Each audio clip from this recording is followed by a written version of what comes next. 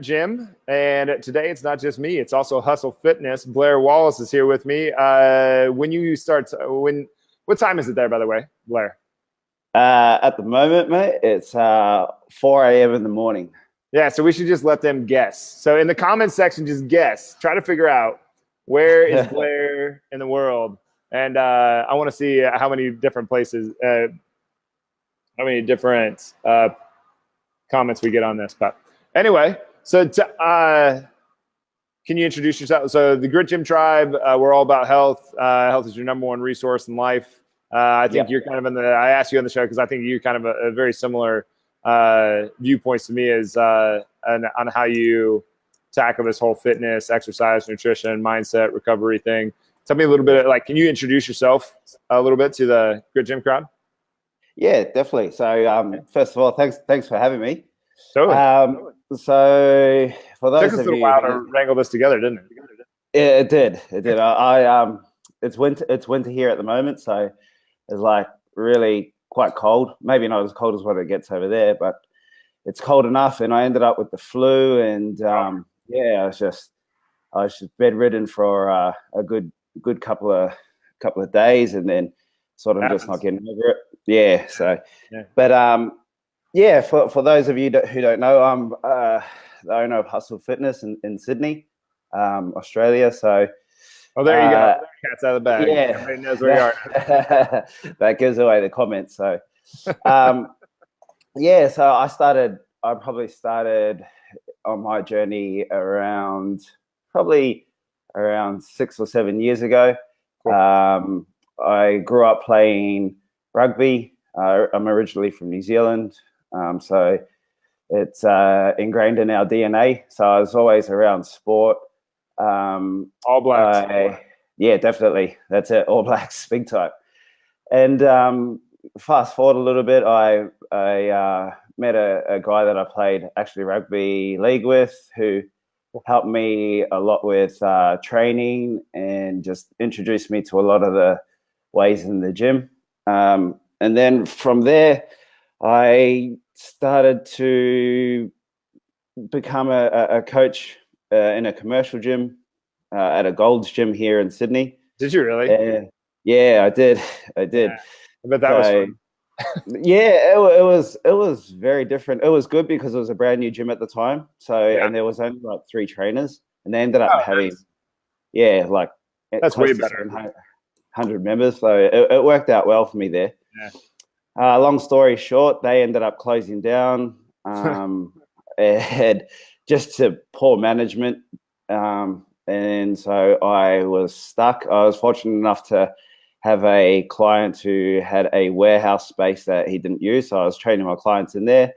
Oh, nice. So it was actually your client's place. It was one of my clients' places. Yeah. And he's like, awesome. I've got this warehouse there that he uses for storage. Perfect. And so I just had to I had kettlebells and TRXs, so we just put them up around the place, and I used that probably for about a good 6 weeks before I moved into where I currently am. Yeah. And that's when Hustle Fitness was born, really. How'd you come up with that name? Well, I was really into hip hop music. Oh, yeah. I love Jay-Z, and his first. I remember just listening to some of his lyrics in his first album, and "Can't Knock the Hustle" was one of the good songs. But I guess his connotation to my connotation was kind of different. But it's becoming quite popular now, hustle. So that's how it really started. Yeah. See, when I was growing up, hustle meant now it kind of means just go hard, right? Yes. But when I was growing up, it definitely had 2 meanings. Like, one was you're going to go hustle people, you're going to go con them out of money or con them in some way, and the other way was go hard, go hard, go hard. It's which one are we talking about now? You barely ever hear that word anymore. Exactly. Referred to as that other direction. Yeah, definitely. It's pretty much just like grinding, working hard, and that's the most popular, I think, connotation of it now. So, Yeah. No, that's same thing. I think, I really, when we named ours Grit Gym, I really wanted a name that said, here, this is what it's going to take to succeed at this thing that you want to do. Yeah, you know, definitely. like I think it's probably similar for you. Like you're going to have to get in, you're going to have to grind, you're going to have to go hard. There's going to be some uncomfortable stuff. Yeah. And you're just it's not going to be easy. Yeah, it's not going to be easy, and it's not supposed to be. Otherwise, yeah. Then if it was really easy, it wouldn't be as worth it. Correct. And I think we'd all have our dream bodies, we'd all have optimal health, everything else like that if it was so easy. So yeah, and then we wouldn't take advantage of it. We'd just be like, exactly. Yeah, it's like that joke that Ron Swanson or not Nick Offerman, where he's like, he goes, "If humans could fly, we'd call it exercise and never do it." Yeah, definitely. Yeah, definitely. I think that's so true. And it's like I think you know, going through the grind or the grit or the hustle, it just really brings out you learn a lot of things about your character. So it's character building as well. So yeah. I think that's what I love about it. I do too. Like I like it that you can. There's two ways to look at it, right? Like it's a process that you're going to do for your entire life, right? Definitely. And it's also this like thing that you can pin down and you can go for something super specific at any point in time. Like I'm going to train for a marathon, or I'm going to train for a powerlifting meet, or I'm going to train for a fitness competition, or whatever your thing is. But also like you never stop doing this thing. Exactly. It's a lifetime. Yeah, exactly. Like it's not an either or, it's both, and it's really cool. Yes. Yeah, definitely. I think that's definitely something that I believe in too. Yeah, fitness for life, not just for a short period. So tell me a little bit about your spot. Like, what do you like? Somebody comes in, or tell me a little bit about your journey before we get into that. Like, you were in rugby. So I was in rugby. I was in rugby.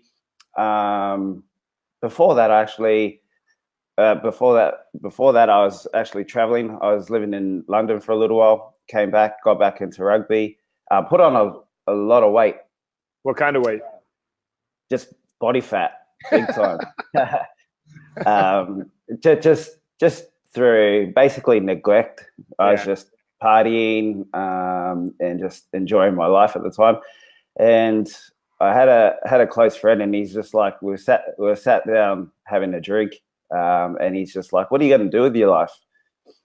And he's someone that I looked up to, and I was just like, it was like an epiphany. And I was like, I got to sort myself out.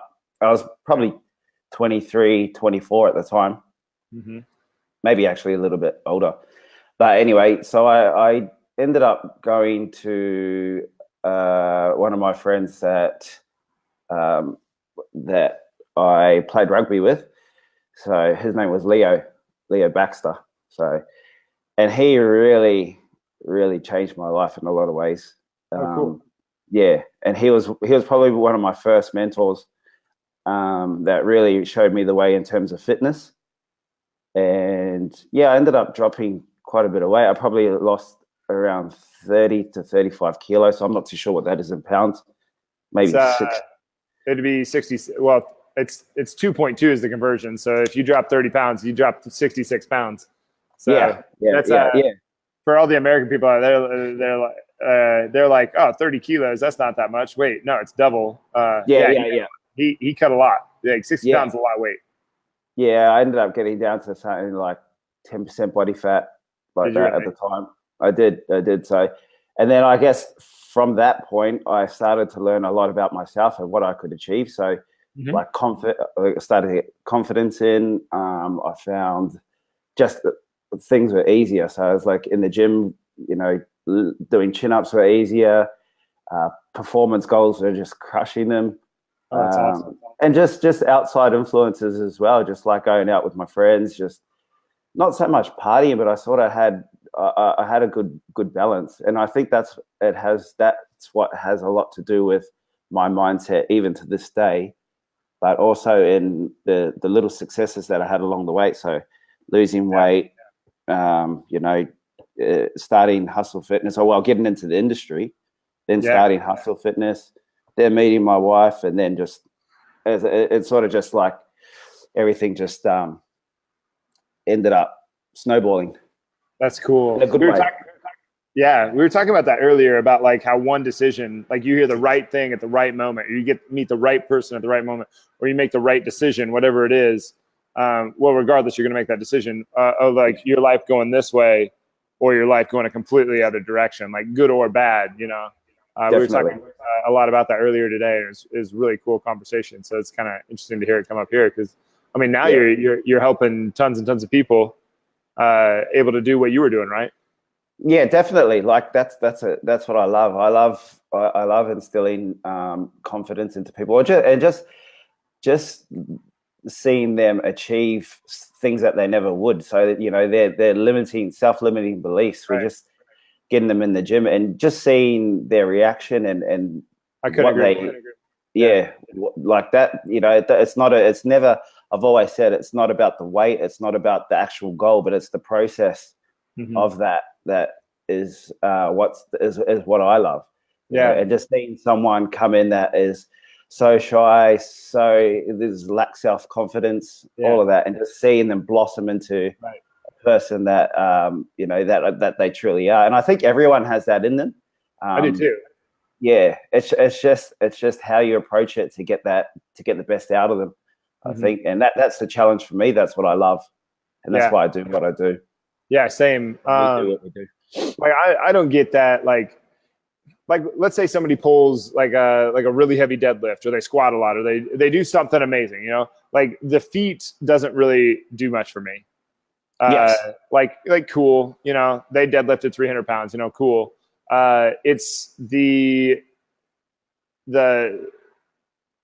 I don't know how to describe it. It's like you notice that they did something that they once found impossible. Yeah. Then they then they overcame that idea that was impossible. Correct. And like there's so many things, like you can look at that and you'd be like, oh no, they just got stronger along the way. Like no, they had to break down so many barriers before even getting the strength, before gaining the strength that would have allowed them to deadlift that 300 pounds. There was a huge journey involved with being able to do that. And I find that to just be like the pinnacle of everything that I do. Yeah, I have to agree. I think it's just like, you see them and they're so apprehensive. And then once they nail that, it's like they sort of start to take self-control. It's like, okay, where we would say, okay, let's go up to the next weight or whatever. They'll be like, okay, what's next? Yeah. So that's starting to, that mindset of them achieving is starting to ingrain into themselves. Yeah. So that's where I think that's the beauty about it. It's like, it's not somewhere where you just really have to push. You just have to push them to where they can start to believe in themselves. Then they'll start to push themselves. Yeah. And I think that's the essence of coaching, is when they have that self-belief in themselves. And you're there just to guide as such. I've always think coaching is about pushing, not pulling.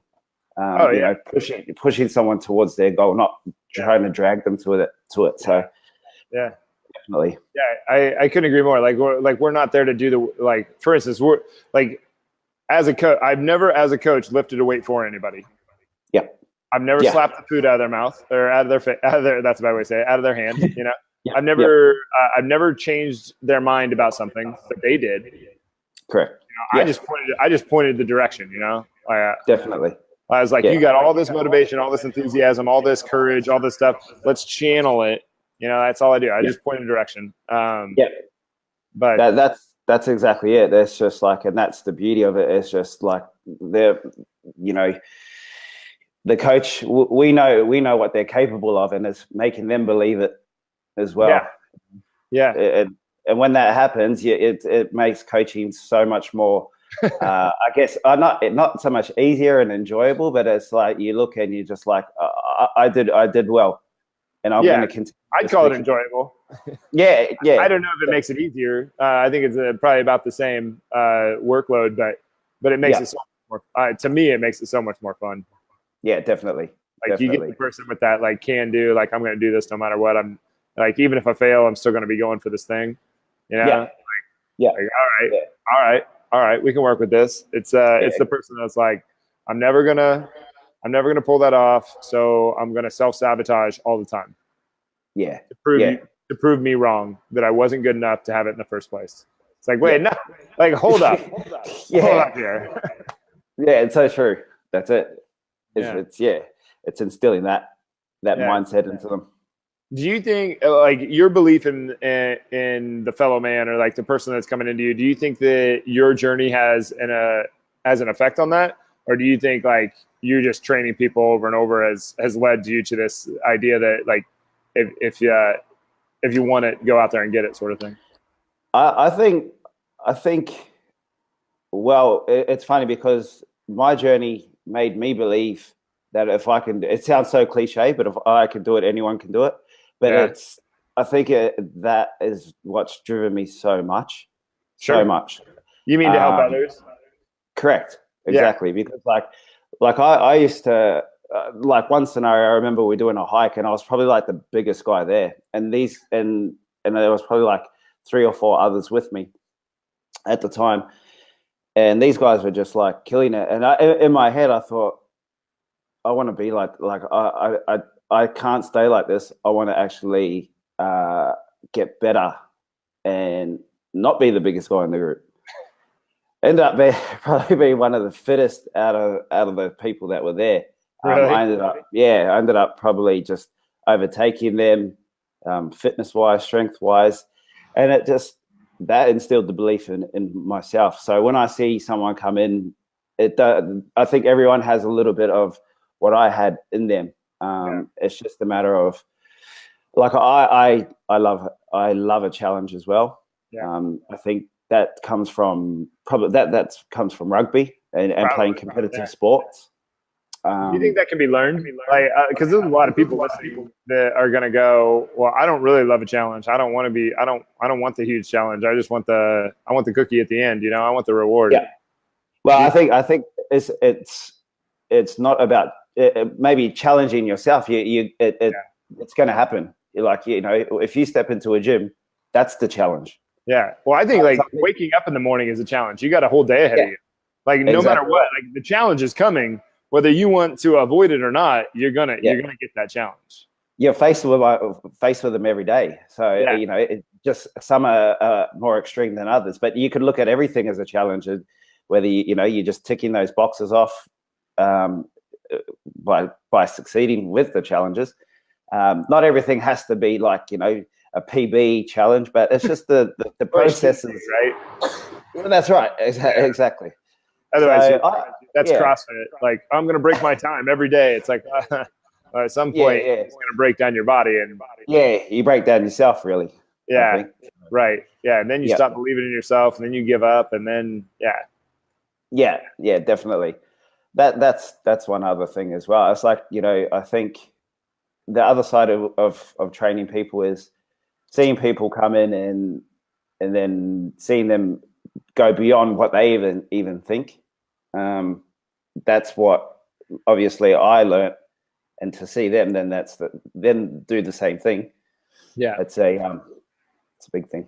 Yeah, I especially like it on, I don't know, like younger girls are kind of like at this point have kind of been told enough, like, hey, you can be strong. Like it's kind of become less and less taboo as time goes along. But you get like a 45 to a 60-year-old female that comes in and deadlifts, 1.5 to 2 times her body weight. And she looks at you like, I never, ever, ever thought that I would be able to do this. And she also all the ones that we've had do this, they tend to think that if they were going to get there, their body would have to just be so muscular that it's insane. And it's just like two huge misconceptions. And they were so scared to touch the weights because of that.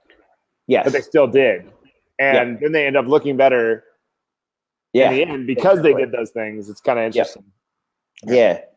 I think that's still a big battle. Like you said, it's usually with a sort of older female crowd that they've just been fed a lie for a long, long time. Exactly. And I guess, 20, 30 years of being fed that, it's hard to change the mindset. Definitely. It's just such a common thing for me to hear. Or the same thing with let's take the 45-year-old female that walks in and she's like, well, at my age I can't do all this stuff, right? Like, talking about? No, like I would expect an 80-year-old anyone to walk in here and be able to do like some version of some type of heavy lifting. Yeah, exactly right. I remember having a lady in the gym, and I gave her a 16 kilo, a 12 kilo kettlebell, and she's like, "This is too heavy." It's like 25 pounds. Yeah. She's like, "This is too heavy." So I was like, "Okay," and I knew it was a mindset thing. So I gave her a 16 because it wasn't actually they weren't colored, so they're both black kettlebells, and there wasn't a big size difference. I remember her lifting it and saying, "That's much better." So it's just no, I'm just kidding. Yeah. Well, there's little Jedi mind tricks, I guess, that you do, and she's like, "That's real better. That's a lot better." And it's like, okay, yeah. So it's good that you reacted that way. This is like 15 years ago, but it's the first person that I ever trained besides myself, and I was just showing her how to do a 3-point row, trying to help her out. She was asking me questions. And I remember I used a 15-pound weight to show her, and then I put her down on the ground. I thought like maybe she could use like a 20, 25. She wasn't like a tiny little thing, and she didn't look like she was out of shape, and she'd been, and she goes, "Oh, there's no way that I could ever lift that." And I was like, "What are you talking about? Like, pick up the weight. Like, what are you talking about?" Yeah,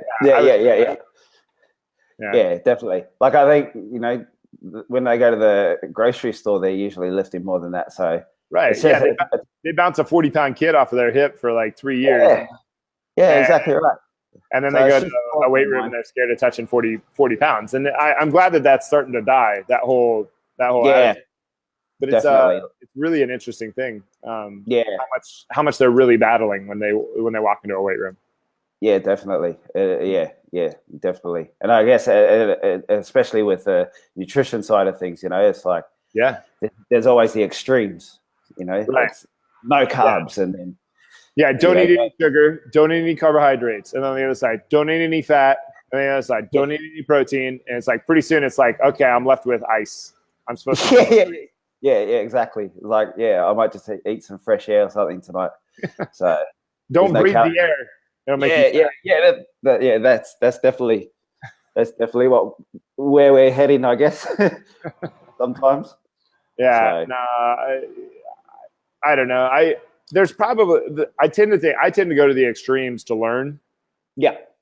But I'm also very aware that there's quite a bit of nonsense out there in those extremes. So I strip all the nonsense. I'm like, all right, what can I learn? What can I learn? And then I come back and I marinate on that and figure out like, okay, this is how this is going to work with how we already do whatever, X, Y, Z. It's usually somewhere in the middle, right? Yeah. Well, that's the thing. Like you can basically learn from all of these different things, but you don't want to like just subscribe to that. Like it's the only possible way. Yeah, definitely. Dangerous. I'm much the same. What's that? Yeah, for sure. I'm definitely the same. As like, I'm never going to subscribe to just one regimented way as such, Yeah, so, that'd be like a mechanic saying, "I only use hammers." Correct. Exactly. Doesn't make sense. Right. Yeah, exactly. How you gonna turn a bolt? I'm gonna use this hammer. Well, good luck. Definitely. Yeah. Not gonna work too well. But no, like, how's it gone? How's it gone so far? Well, what was the question I wanted to ask you before? Oh, what's your process? Like, how do you what's it like? Somebody comes into your gym and says, "Hey, I'm ready to roll." Yep. So someone comes into our gym. We sit them down, figure out what their goal is, and generally it's very vague. So we need to start to break that down. Yeah. Before we move on, why do you do that? Why not just use a vague goal like I'd like to get in better shape? Because that's it's vague. Generally that very, very vague. So it's like, okay, and then it's so why do you want to get in shape? What's your why? You didn't just you might want to, but what is it? Have you got, did your husband or your wife say that they're not attracted to you anymore? What's the driver behind that?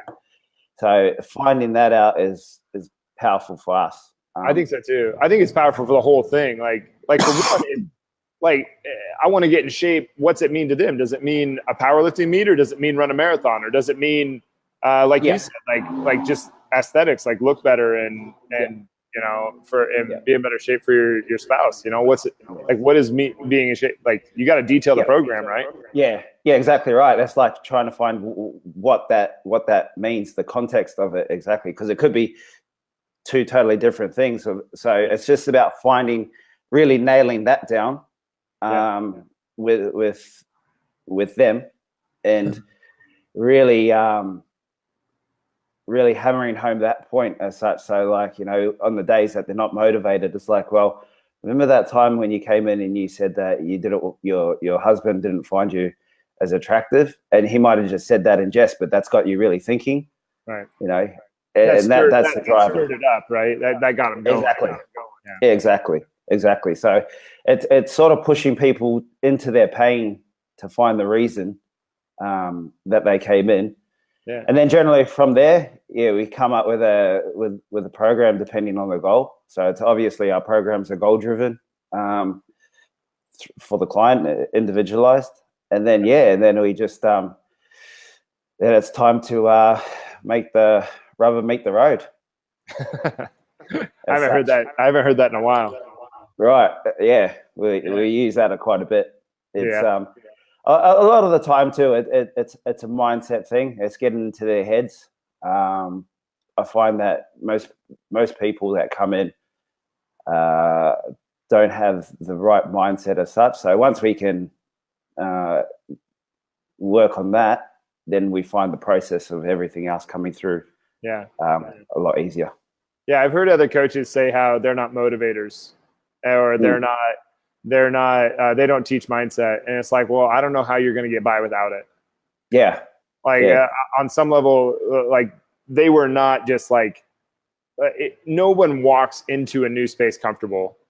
Yeah, like somebody, if I walked into your gym, I'd be uncomfortable. It's a new space, and I've been into I don't know how many gyms in my life, ton. So so that took a quite a bit of courage, right? And then they've got to commit to the goal. Well, both of those are both mindset things. Those aren't definitely. Those aren't nutrition things. Those are mindset things. So like I just don't know how some of these coaches would say that's not their game. I'm like, well, then you're doing a disservice to your people and to yourself. Yeah. And how are your results as well? So it's like, are you changing people's lives at all? Like how are you impacting it by not like getting into their head? Yeah. I mean, ultimately they have to do it, but like we said earlier, you're the guiding factor. Yeah, definitely. I believe that too. You're not the guiding factor. And you better and if you're not, then why are they coming to you? Yeah, exactly. That was my next point. It's like, why would they seek you out if they, if you can't help them on that side, mentally get into the physical. So, you're going to be behind the eight ball I think if you don't address the mindset type of thing. Yeah, definitely. All right, so they've had the courage to show up to your place. You've gotten clear on their goal. They've committed to the goal to getting to the goal that you set, and then they start working out. What's it look like once they start going? So once they start going, usually, one thing that we're big on at Hustle is our culture. So usually you'll find we run semi-private training as well. So you'll find that a lot of the people that are already there are very accommodating to them. Start to build relationships. So they start to make them feel really, really comfortable. And I think that also helps a lot with a new person's goals and everything else like that. Just getting into the gym.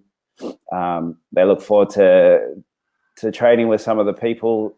Once they've started building that relationship, it's easier to come into the gym, and some people in our gym are doing amazing things. So that really drives them as well. At some point, do you ever wonder, I don't know if you ever wonder this, but at some point I wonder this, it's like, are they getting more out of being around other people that have already been where they are? Or are they getting more out of my guidance? I think it's definitely both, but obviously like once in a Yeah. while, wow, that's amazing how much they're getting from the people around them. Yeah, exactly. Like, especially if a person goes, I was just like you, like, you know, when I came in, I was just exactly that. That's quite comforting to a new person, because they think, well, if and you know, how long have you been here? 3 months, 4 months, 3 years, whatever. You know, I was just everyone starts at some point, you know. Yeah. And no one is, you know, a person that's been in the gym environment for 3 years started somewhere, so they weren't as good as they are then. So you know, everyone's a novice at some point. So yeah, you know, and I think that's something when a member says that to a new person, that's really comforting for them to know as well. And you know, and it's even things, just the community within the gym, or whether it's on Facebook or whatever. It's just building that community, and I think so too. It's powerful. It is. It's really powerful. And like, you know, people that have been in the gym for a little while, they can start to give some advice to an extent. You know, it's just like, you know, oh, sometimes they explain it better than we do. Exactly. Like they'll say it, and you're like, oh man, I got to remember how you said that, because like we get like in our heads like the techno babble, yeah. We get so technical with stuff. We're like, abduct the shoulder. It's like, we all know what that means, but they're like, I don't, you know, they're like, go out this way. yeah. Just breaking that down into simple terms. So, you know, it's just like, oh, you know, are you drinking 2 liters of water? No, I'm not. Well, that's probably a good place to start. Thanks. You know, just simple tips like that. Yeah. And I think that's a big thing. It's culture is huge within any gym, and that helps, I guess, when new people come in and they assimilate into the gym, into the culture, and buy into it. I couldn't agree more. It's a pretty amazing thing to watch. Like it's almost like a little social, like at Grit anyway, it's almost like a little social experiment for me, just like watching it all unfold. It's like the analyst to me is just like, oh my God, it's so cool. But we also have some characters out here, so we have some really really cool, really fun people, and some of them are like, just, I mean, I don't think we have anybody that's stupid, but we have some people that are just outrageously smart. We're just like, you are on another level from the rest of the world. Definitely. We've got people like that, just from all walks of life, really. Yeah, it's amazing. They still, I don't want to use the word succumb, but they still like fail to the same things as a lot of other people do. Like like whether you're really really smart, whether you're really really successful, whatever it is, like you still, like almost everybody has these things that get in their way. It's where they kind of self-sabotage, and that's what's gotten them to this point. And now they're trying to confront them. It's really interesting to watch. Yeah, definitely. Yeah.